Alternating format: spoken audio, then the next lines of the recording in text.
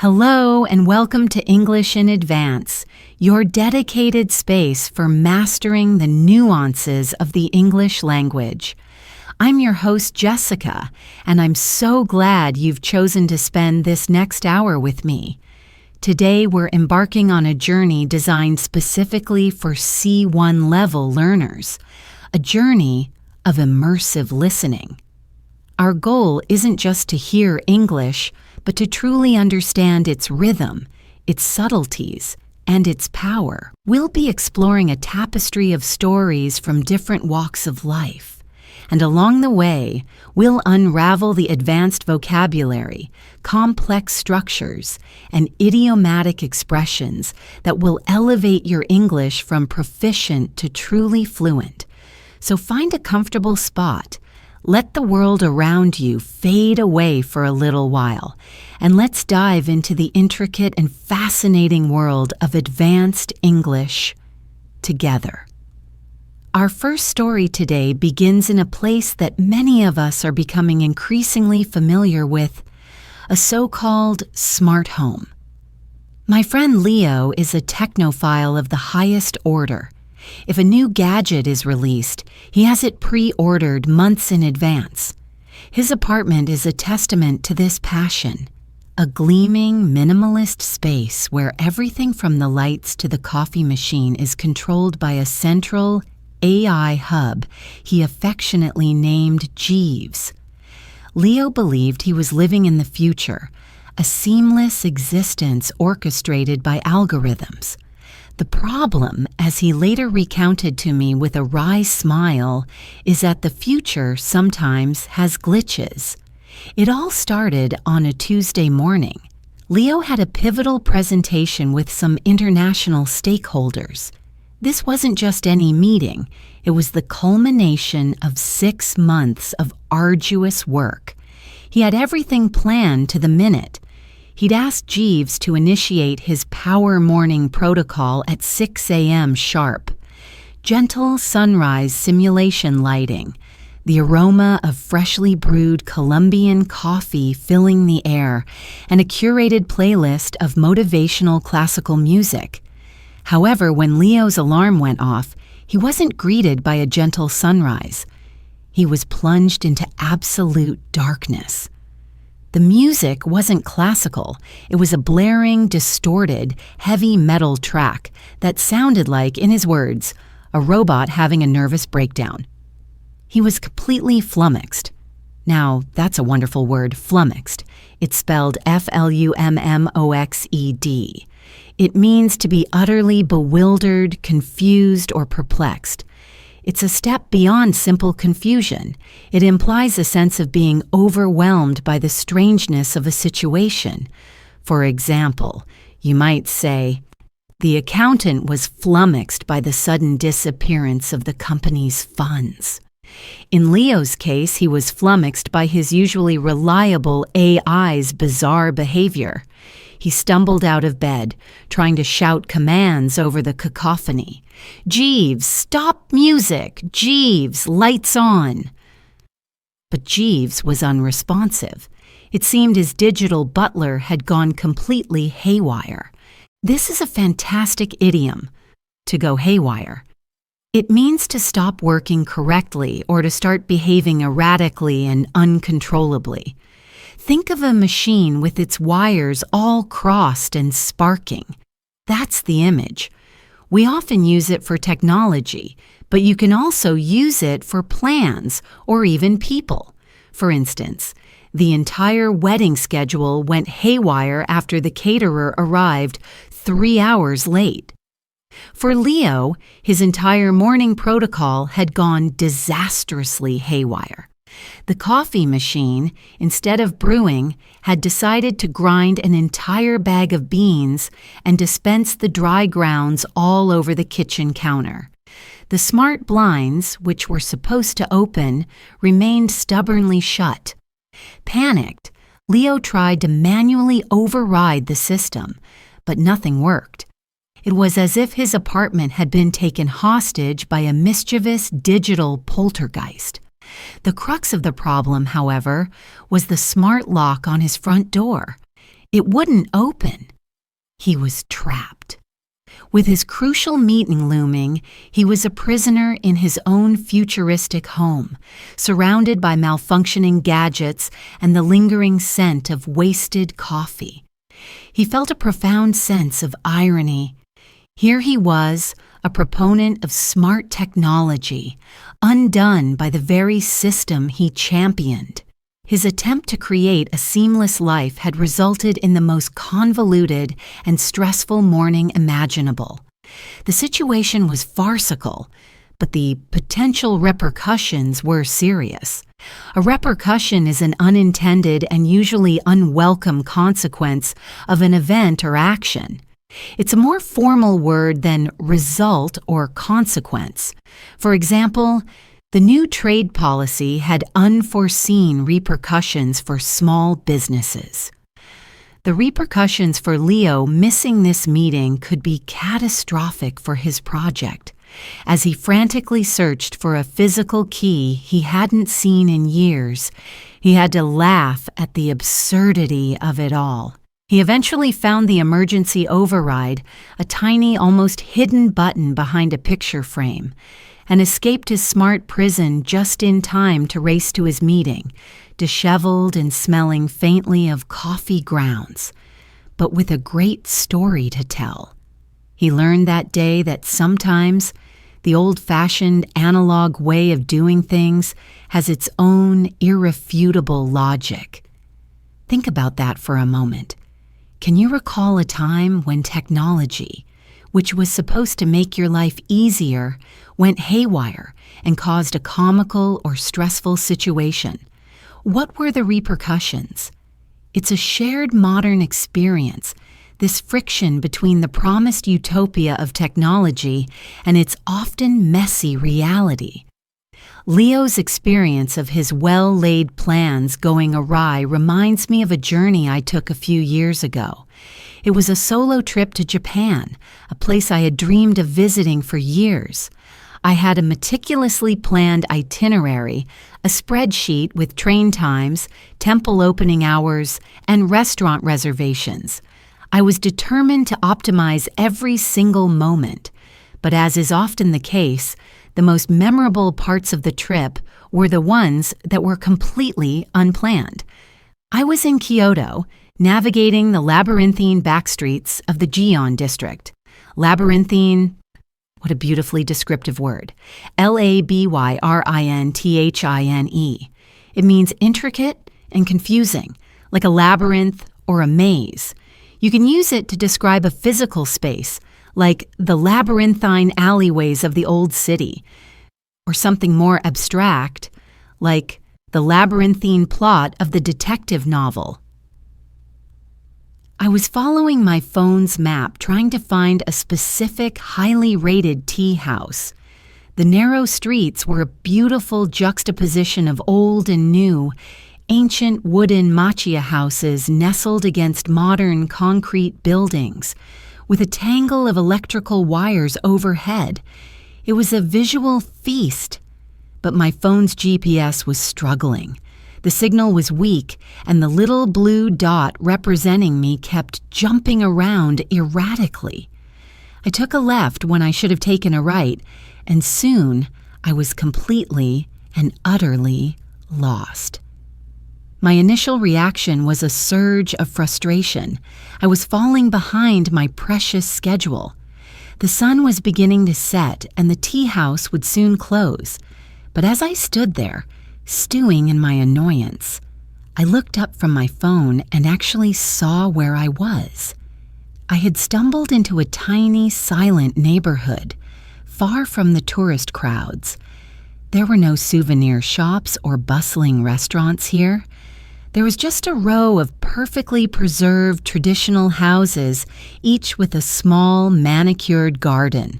An old man was carefully watering his bonsai trees. The only sound was the gentle clacking of a shishi-odoshi, a Japanese bamboo water fountain somewhere nearby. The atmosphere was ethereal. Ethereal. E-T-H-E-R-E-A-L. It describes something extremely delicate and light in a way that seems too perfect for this world. It's often used for beauty, sounds, or light. You might talk about the ethereal glow of the moon or her ethereal singing voice. The peace I felt in that hidden corner of Kyoto was truly ethereal. I decided to abandon my plan. I put my phone away and just walked. This decision was a turning point. It was a classic case of a blessing in disguise. This is a wonderful idiom, a blessing in disguise. It refers to something that seems bad or unlucky at first, but results in something good happening later. Getting lost felt like a disaster for my schedule, but it turned out to be the best thing that could have happened. As I wandered, I discovered a small, family-run shrine I would never have found otherwise. An elderly woman motioned for me to come inside, and despite our language barrier, she showed me how to purify my hands at the water basin and make a prayer. We communicated through smiles and gestures. It was a moment of pure, unscripted human connection. Later, I found a tiny noodle shop with only 5 seats, run by a husband and wife. The ramen was the best I've ever tasted, and I spent an hour there, just watching the gentle rhythm of their work. That evening, I realized that my most profound experiences hadn't come from ticking boxes on my itinerary. They came from the moment of serendipity when I got lost. Serendipity, serendipity, is the occurrence of events by chance in a happy or beneficial way. It's the art of making fortunate discoveries by accident. My entire evening was a string of serendipitous moments. I had set out to find a famous tea house, but instead found a piece of authentic, tranquil Kyoto. It taught me a valuable lesson about travel and, frankly, about life. Sometimes the best path is the one you find when you're off the map. Let's pause and reflect on that. Think about a time in your life when something went wrong, but it turned out to be a blessing in disguise. What did you discover through that unplanned detour? Embracing serendipity can be a powerful skill. This idea of finding success in unexpected ways. It's not just for travel. It's deeply relevant in our professional lives as well. I once worked on a team for a major software launch that we had internally nicknamed Project Phoenix. The name was aspirational.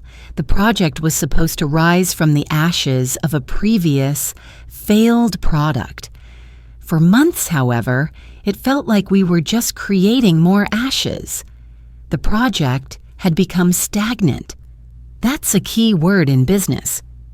Stagnant. Stagnant. It literally means a body of water that has no current and smells unpleasant. In a business context, it means showing no activity, being dull and sluggish. Our progress was stagnant. Our ideas were stagnant. The team's morale was stagnant. We were stuck in a cycle of endless meetings where we debated the same minor details over and over again. We were trying to build something innovative, but we were using the same old, tired methods. The management team was risk-averse, and every decision had to be approved by a committee of stakeholders, which only slowed things down further. A stakeholder is a person with an interest or concern in something, especially a business. Pleasing all the stakeholders was proving to be impossible. The team lead, a woman named Maria, could see we were heading for disaster. The project was over budget and behind schedule. Instead of pushing harder in the same direction, she did something quite radical. She called a halt to all development for 1 week.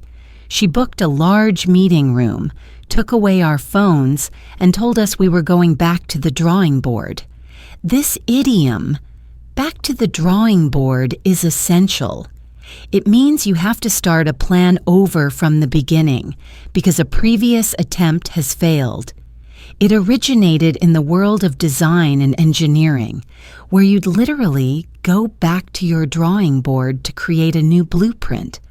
Maria told us, the current blueprint isn't working. It's time to draw a new one.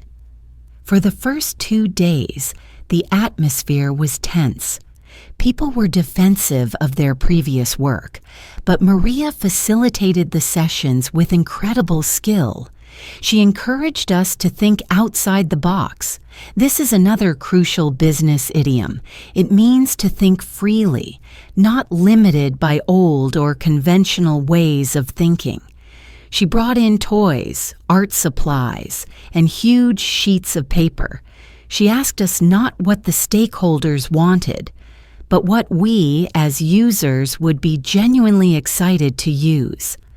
The breakthrough came from the most junior member of the team, a quiet programmer named Kenji. He had been doodling an idea that was so different from our original concept that he was afraid to mention it.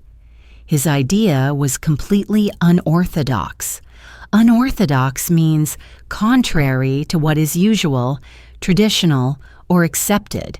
It's the opposite of conventional. While everyone else was trying to add more features, Kenji's idea was to remove almost everything and focus on doing one single thing perfectly.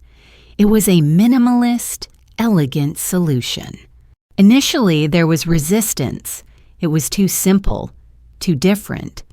But as Kenji explained his vision, the energy in the room began to shift. It was a spark. His unorthodox proposal was the catalyst we needed to revitalize the project. To revitalize means to imbue something with new life and vitality.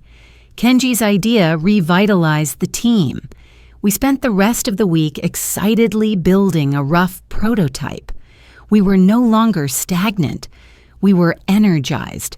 When we presented the new concept to the stakeholders, they were skeptical at first. But the prototype was so compelling, so intuitive, that we managed to get their buy-in. Project Phoenix was reborn for real this time. It went on to become one of the company's most successful products. It was a powerful lesson in the value of pausing, resetting, and having the courage to embrace an unorthodox idea. It showed that sometimes the greatest progress comes not from pushing forward, but from daring to go back to the drawing board. Take a moment to consider your own work or studies. Have you ever been part of a project that felt stagnant? What would it mean to think outside the box in that context? What unorthodox idea might revitalize it? The dynamics of a team, like the one in Project Phoenix, are so fascinating. They are built on relationships that are forged under pressure. But what about the relationships that exist outside of work? The ones that have been with us for years, sometimes decades? These relationships also change and evolve, and revisiting them can be a deeply profound experience. Just last autumn, I reconnected with my best friend from university, Chloe. We'd been inseparable for 4 years. We'd navigated exams, heartbreaks, and questionable fashion choices together. We swore we'd be in each other's lives forever. But after graduation, life, as it so often does, got in the way. She got a demanding job in finance and moved to Singapore. I started a career in media that took me in a different direction. For the first few years, we tried. There were long emails and late-night calls across time zones. But gradually, the calls became less frequent, the emails shorter. We drifted apart. It wasn't a conscious decision or a falling out. It was a slow, silent erosion caused by distance and diverging lives. After almost a decade with very little contact, I saw on social media that she was visiting London for a week. A wave of nostalgia washed over me. Nostalgia is a sentimental longing or wistful affection for a period in the past. It's that bittersweet feeling you get when you hear an old song or see an old photograph. Seeing her name felt like opening a time capsule. I felt a pang of guilt for letting the friendship fade. I decided to bite the bullet and send her a message. This idiom, to bite the bullet, is fantastic. It means to decide to do something difficult or unpleasant that you've been putting off. The origin is thought to come from the days before anesthesia, when wounded soldiers were given a lead bullet to bite on during surgery to help them cope with the pain. So when you bite the bullet, you are enduring a short period of difficulty with courage. For me, sending that message was difficult. I was nervous. What if we had nothing to talk about? What if the person she was now was a complete stranger? She replied almost immediately, and we arranged to meet at a quiet pub we used to frequent as students. Walking in and seeing her, I was struck by how much she had changed, and yet how fundamentally she was the same. She was more polished, more confident. She had the unmistakable air of a high-powered executive, but her laugh was exactly the same. The first 10 minutes were slightly awkward. We were both a bit tentative, making polite small talk about our careers and the weather. There was the unspoken question hanging in the air. Were we still friends, or were we just two people who used to be friends? Then she mentioned a particularly eccentric professor we both had, and a shared memory sparked. Suddenly, the dam broke. We were no longer two successful adults making conversation. We were just us again, laughing until our sides hurt as we recounted stories of our student days. What was most interesting, however, was not just reminiscing about the past, but discovering the people we had become. The Chloe I knew was a free-spirited art history major who dreamed of living in a Parisian garret. The woman sitting opposite me was a shrewd financial analyst who managed multi-million-dollar portfolios, and I suppose I had changed just as much in her eyes. It was a poignant experience. Poignant, P-O-I-G-N-A-N-T. This word describes something that evokes a keen sense of sadness or regret. It's a touching, moving feeling. Our reunion was poignant because it highlighted the passage of time and the different paths we had taken. We talked for hours. We discovered that despite our wildly different career trajectories, we were wrestling with similar questions about purpose, happiness, and what it all means. Her high-stakes world of finance was just as complex and fraught with human drama as my world of media. We had evolved, but our core values had remained surprisingly aligned. Walking home that night, I felt an incredible sense of warmth and continuity. We had not erased the years of silence, but we had bridged them. It was a reminder that the strongest connections aren't necessarily the ones that are maintained daily, but the ones that can be picked up, even after a decade of silence, and feel as though no time has passed at all. Think about a friendship from your past. Is there someone you've lost touch with? What do you think you would discover if you reconnected with them today? It can be a poignant but rewarding experience. These big, dramatic stories of reconnection or project turnarounds are compelling, but sometimes the most meaningful moments are much smaller and quieter. They happen when we simply stop and observe the world around us. A few weeks ago, I was sitting on a park bench, feeling a bit overwhelmed by my to-do list, my mind buzzing with a dozen different anxieties. I was completely absorbed in my own internal chaos. Then I noticed a small drama unfolding at my feet. A tiny ant was attempting to carry a crumb that was at least 10 times its own size. It was a monumental struggle. The ant would heave the crumb forward a few millimeters, then lose its grip. It would stumble, get back up, and try again from a different angle. Other ants scurried past, busy with their own tasks, oblivious to this Herculean effort. I found myself utterly captivated. I stopped thinking about my emails and my deadlines. I was just watching this ant. It was the embodiment of perseverance. Perseverance is a wonderful quality. It means persistence in doing something despite difficulty or delay in achieving success. This ant was a masterclass in perseverance. It didn't give up. It didn't seem to get discouraged. It just kept trying. After what felt like a long time, the ant managed to drag the crumb to the edge of a crack in the pavement. The crumb was too wide to fit. It was an insurmountable obstacle. I felt a strange sense of disappointment for the little creature. But the ant didn't stop.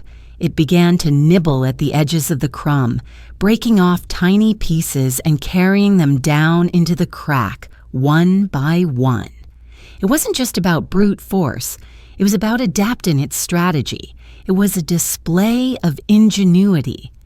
Watching this tiny, seemingly insignificant event had a profound effect on my state of mind. It was a form of mindfulness, a moment where I was completely present. It served as a powerful metaphor.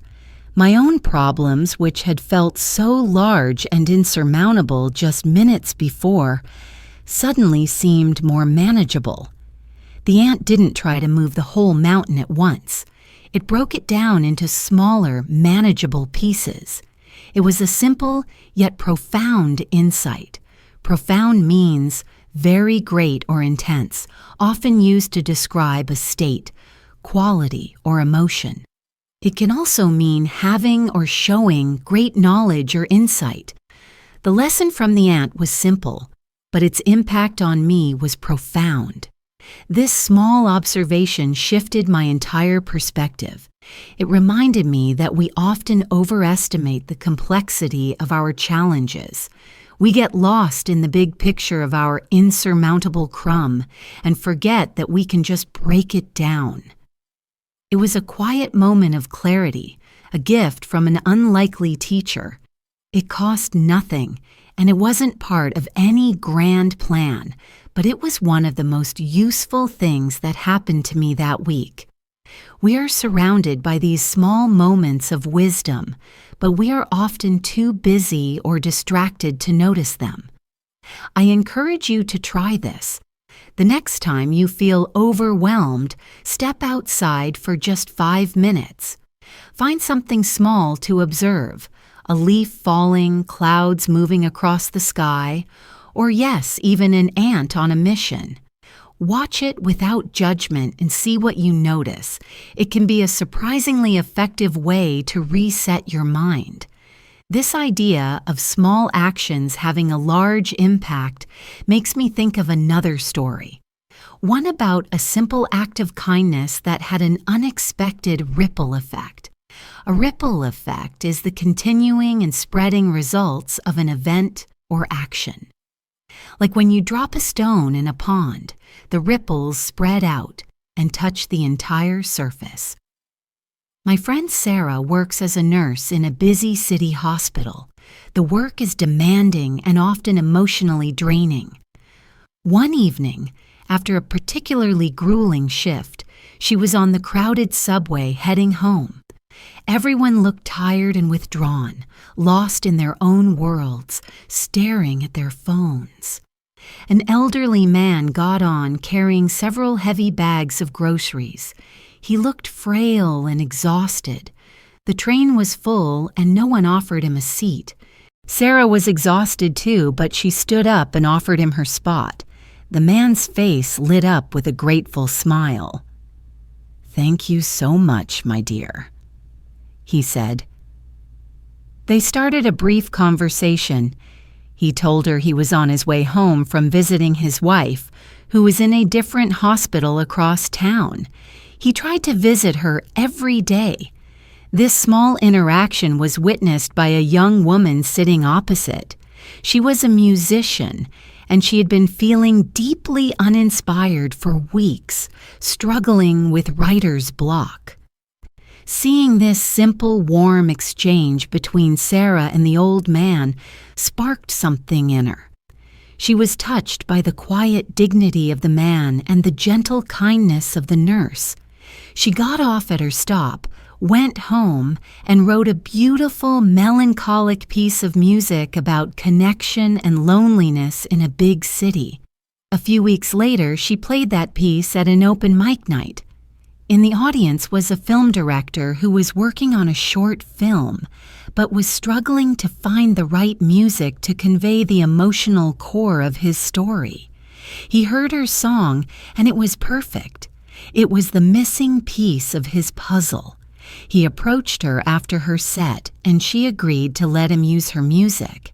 The short film, with her music as its heart, went on to be submitted to a small film festival. It was a long shot, but it got accepted. At the festival, it won the award for Best Short Film. The director, in his acceptance speech, specifically thanked the unknown musician whose song had so perfectly captured the film's theme. The win gave the director the funding and recognition he needed to get his first feature film off the ground, and it all started with the nurse giving up her seat on the subway. Sarah never knew what happened.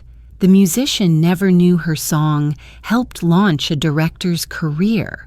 The director never knew his film was inspired by a nurse and an old man. It's a perfect example of a ripple effect. Sarah's single act of altruism, which is the selfless concern for the well-being of others, created a chain reaction of positive events that she was completely unaware of. It's a powerful thought, isn't it? Our small, everyday actions might have consequences and connections that we can't possibly see. A kind word, a moment of patience, a small bit of help. These things might seem insignificant to us, but they can be the pebble that starts a huge ripple. Let's take a moment with that. Can you think of a time when a small act of kindness, either one you gave or one you received, had a bigger impact than expected? It reinforces the idea that we are all far more interconnected than we think. This web of unseen connections can also manifest in more mysterious ways.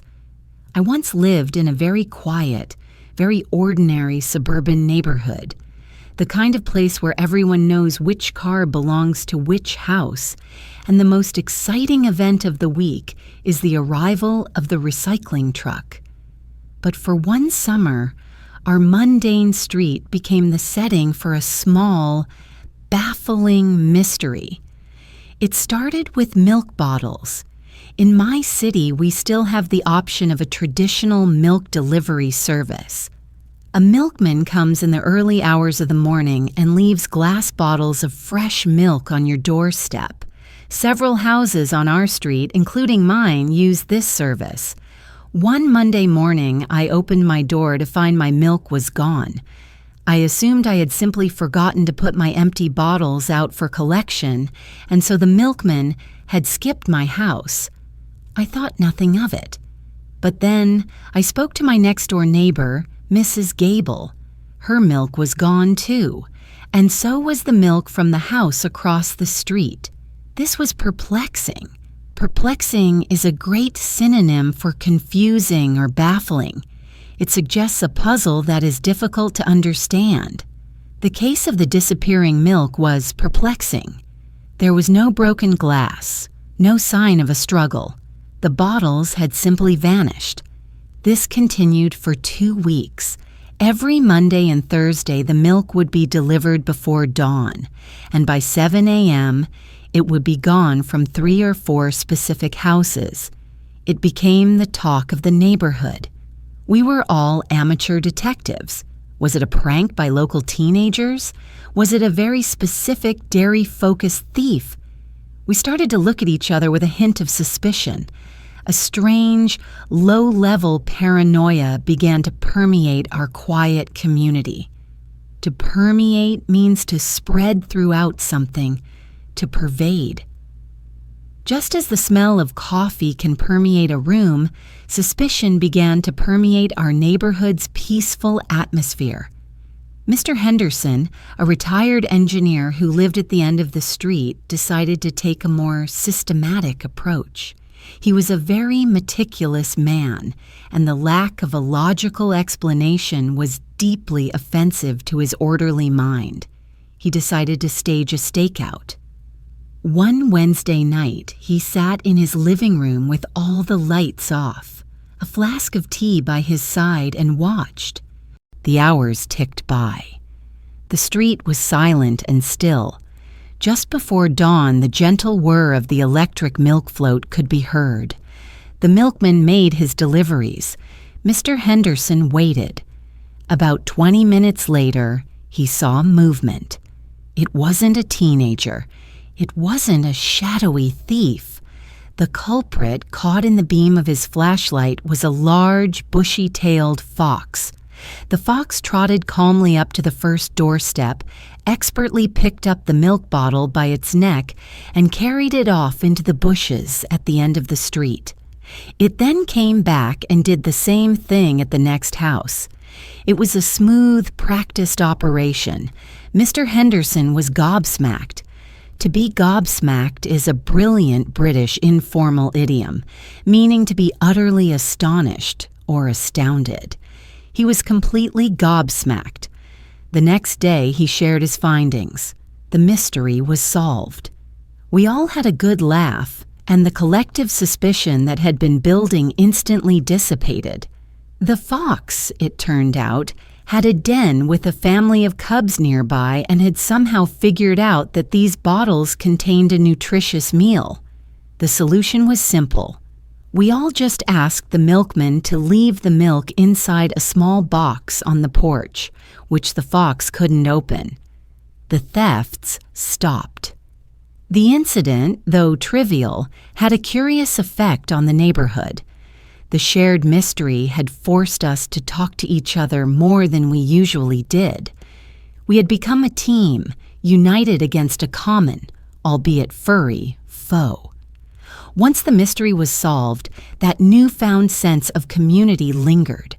We started a neighborhood group chat. We planned a street party. The fox, our perplexing milk thief, had inadvertently made our neighborhood a friendlier place. It's a funny story, but it shows how a shared challenge, even a small one, can build unexpected bonds.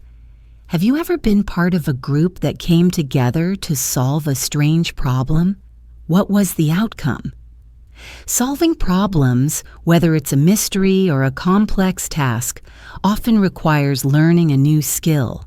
And the process of acquiring a difficult skill is a journey in itself, one filled with frustration, small victories, and immense satisfaction.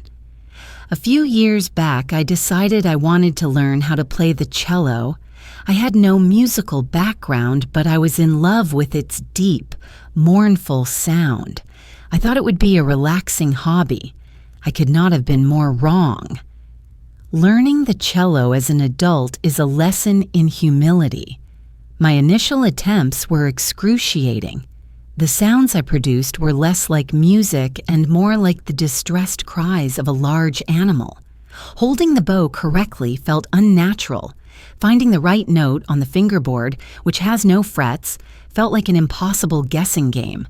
Progress was not slow, it was glacial. Glacial. It literally means relating to or resulting from the presence of ice, but we use it metaphorically to mean extremely slow. My progress was glacial. There were many times I was tempted to give up. My teacher, a wonderfully patient but firm woman named Anya, was my anchor. She told me, "You cannot expect mastery overnight. You must learn to embrace being a beginner." This was a difficult pill to swallow. As adults, we are used to being competent. To be a beginner at something, To be truly bad at it is a vulnerable and often embarrassing position. It requires you to shed your ego. To shed something means to allow it to be cast off or to fall away, like a snake shedding its skin. I had to shed my ego and my impatience. The first breakthrough came after about 3 months. I managed to play a simple scale in tune. The notes weren't rich or beautiful, but they were correct. It was a minuscule achievement in the grand scheme of music, but for me it felt like a monumental victory. It was the first glimmer of hope, the first proof that my assiduous practice was not in vain. Assiduous is a fantastic word for C1 learners. ASSIDUOUS. It means showing great care and perseverance. It's a more formal way of saying diligent or hardworking. My assiduous and often screeching practice was finally paying off. From that point on, my journey was a series of plateaus, followed by small, sudden leaps forward. I would feel stuck for weeks, making the same mistakes, and then one day, a technique would just click. Learning a complex skill is not a linear progression. It's a messy, uneven path. The key was what psychologists call deliberate practice, not just repeating something, but focusing intently on what you're doing wrong and how to correct it. It's mentally taxing, but incredibly effective. Today, after several years, I can play reasonably well. I'm not a virtuoso, and I never will be, but I can play pieces of music that move me, and the act of creating that sound myself is a source of profound joy. The most valuable lesson, however, was not about music. It was about the process of learning itself. It taught me patience. It taught me the importance of being kind to myself when I fail. It rewired my brain to embrace challenges rather than fear them. It showed me that the satisfaction of achieving something difficult that you have truly earned through glacial progress and assiduous effort is one of the most rewarding experiences in life. I wonder, what skill have you tried to learn that felt impossible at first? Whether it was a language, an instrument, or a sport, what did that process teach you about perseverance in yourself? This changing landscape of skills and careers is a constant topic of conversation these days. The idea of having one job for life feels like a relic from a bygone era. My cousin Ben is a perfect embodiment of this new reality. He's what you might call a slashy, a graphic designer / yoga instructor / artisanal bread baker. He doesn't have a single career. He has a portfolio of passions. For years, his parents were deeply concerned. They came from a generation where stability and a clear career path were paramount. Ben's life seemed precarious and chaotic to them. He worked from his laptop in cafes, taught yoga classes in the evenings, and woke up at 4 a.m. twice a week to bake sourdough for a local farmer's market. They saw it as a failure to commit. They would ask him, "When are you going to get a bona fide job?" Bona fide is a Latin phrase that we use in English to mean genuine, real, or sincere. They wanted him to get a bona fide 9-to-5 office job. But Ben saw things differently. He argued that in the modern gig economy, diversification was the new stability. He wasn't reliant on a single employer. If a design client dropped him, he still had his yoga and baking income. He had a financial safety net of his own making. Moreover, he was intellectually and creatively stimulated. His different jobs engaged different parts of his brain. The focused, digital precision of graphic design was a welcome contrast to the physical, intuitive flow of yoga. The solitary scientific process of baking was a balance to the social interaction of his other work.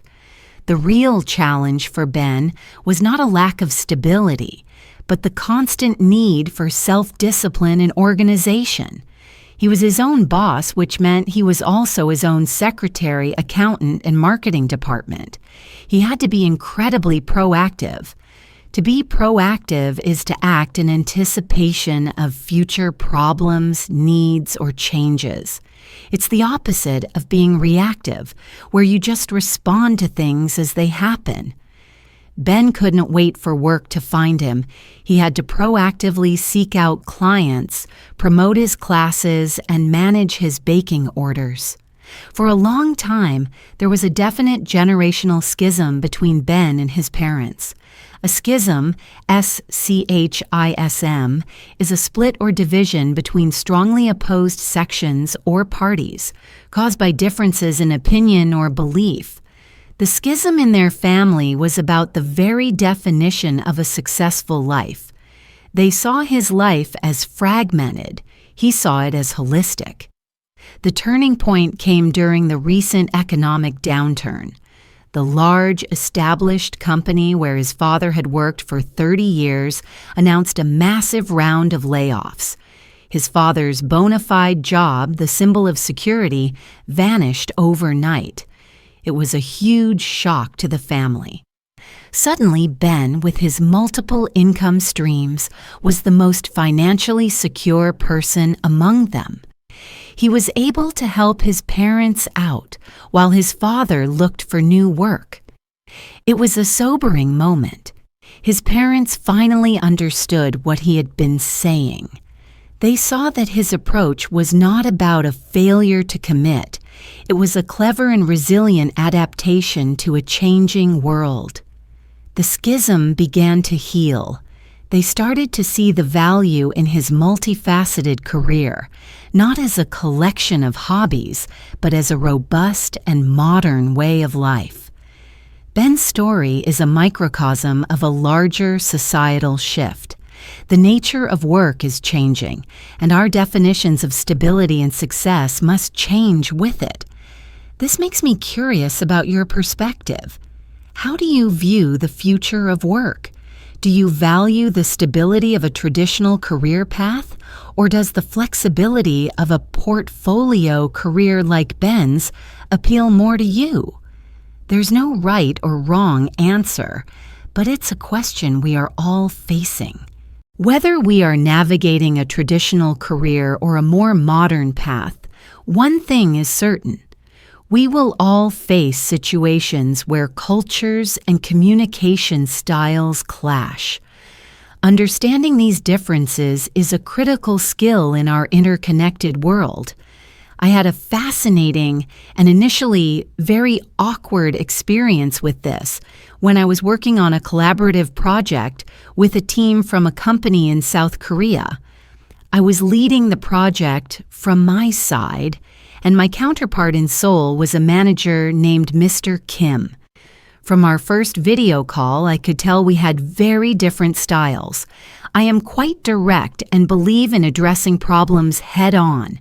Mr. Kim was impeccably polite, indirect, and always focused on maintaining group harmony. A problem arose with a piece of software our team had delivered. It had a significant bug. In my view, the path was clear. Acknowledge the problem, apologize, and present a clear timeline for fixing it. I sent an email to Mr. Kim doing just that. I wrote, "Hi, Mr. Kim. We've identified a critical bug in the module. My apologies for this oversight. We are treating it as a top priority and will deliver a patch within 48 hours. I thought this was clear, professional, and efficient. I received no reply. 24 hours went by. Silence. I started to worry. Had I offended him? Was the problem worse than I thought? I sent a follow-up email which also went unanswered. The 48-hour deadline was approaching, and my team had the fix ready, but I needed Mr. Kim's team to test it on their end. The silence was deafening and was beginning to jeopardize the project timeline. To jeopardize something means to put it into a situation in which there is a danger of loss, harm, or failure. Feeling desperate, I reached out to a colleague who had worked extensively with Korean companies. I explained the situation and showed her my email. She read it and smiled gently. "Ah," she said, "I see the problem. From his perspective, you have made him lose face." This was a concept I was aware of but hadn't fully appreciated. Losing face is about losing the respect of others. My direct email, which I thought was honest, had publicly called out a problem. In a culture that places a high value on group harmony, I had implicitly blamed his team for not catching the bug, and I had put him in a difficult position with his own superiors. My apology, which I thought was taking responsibility, might have sounded like I was highlighting a failure. His silence wasn't anger. It was a way of dealing with a socially awkward situation. My colleague suggested a different approach. She helped me draft a new email. This one was much less direct. It began with some positive comments about our collaboration so far. Then, instead of saying, "there is a bug," it was phrased as, "we have an opportunity to further enhance the performance of the module." Instead of, "we will deliver a patch," it said, "we have developed an upgrade that we would be honored to share with your team for their valuable feedback." The tone was one of collaboration and mutual improvement, not of fixing a mistake. It was a masterpiece of diplomacy. I sent the new email. Within 10 minutes, I had a reply from Mr. Kim. It was warm, appreciative, and enthusiastic. He thanked us for our proactive partnership and said his team would be delighted to review the performance enhancement. The project was immediately back on track. It was a profound lesson for me. My communication style wasn't right, and his wasn't wrong. They were just different, shaped by different cultural norms. I had been so focused on the content of my message that I had completely ignored the context and the cultural subtext. I learned that effective communication is not just about clarity. It's about empathy. It's about taking the time to understand the perspective of the person you're speaking to and adapting your style to build a bridge, not a wall. Have you ever experienced a cultural misunderstanding, either in travel or at work? What did you learn from it about communication and empathy? Thinking back on all these stories, from technological mishaps and travel adventures to professional challenges and personal reconnections, it's clear that life is an incredibly rich and complex tapestry. Each thread, each experience contributes to the person we are becoming. The challenges, the unexpected detours, the quiet moments of observation, and the connections we forge with others, they are all part of our journey towards fluency, not just in a language, but in life itself. As we've journeyed through these narratives today, we've picked up new vocabulary like flummoxed, ethereal, and assiduous. We've explored idioms like biting the bullet and going back to the drawing board. We've seen how a single word, like poignant or profound, can capture a complex emotion with beautiful precision. This is the power of language at an advanced level. It gives us the tools to describe our world and our experiences with greater depth and nuance. Your journey with English is much like learning the cello or navigating the back streets of Kyoto. There will be moments of frustration, periods where your progress feels glacial, but there will also be breakthroughs, moments of serendipity, and the profound satisfaction of connecting with another human being through words. The key is perseverance and curiosity. Thank you for spending this hour with me, Jessica, here on English in Advance. I hope these stories have not only provided you with valuable listening practice, but have also given you some food for thought. The best way to improve is to make this language a part of your life. So my challenge to you is this. Try to use one of the words or idioms we discussed today in your own conversations this week. Notice the ripple effect of small acts of kindness around you, and perhaps find a moment to simply be present and observe the world, like watching an ant on its mission. If you found this session helpful, please consider subscribing to the channel and leaving a comment below. I would love to hear your own stories. Which narrative resonated with you the most? Share an experience where you were flummoxed or had to think outside the box. Your stories enrich our community of learners. Until next time, keep listening, keep learning, and keep exploring the wonderful intricacies of the English language. Goodbye for now.